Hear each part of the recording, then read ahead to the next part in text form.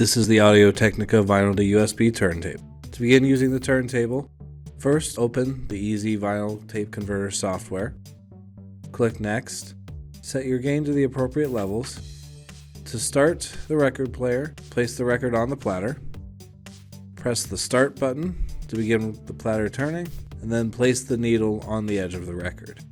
Once your gain is safely set, restart the record, and then press the Record button in the software. The software will begin recording automatically. When the record is finished, pull the lever and move the needle away from the record, and then press the Stop button to stop the platter spinning. Then, on the software, press the Next button and name your tracks appropriately, along with any artist or album information. Click Next again, and then click the button to view your file. These can then be copied onto a USB drive or DVD. Different types of records may be selected by pushing either the 45 button for 45 RPM records or both buttons for 78 RPM records.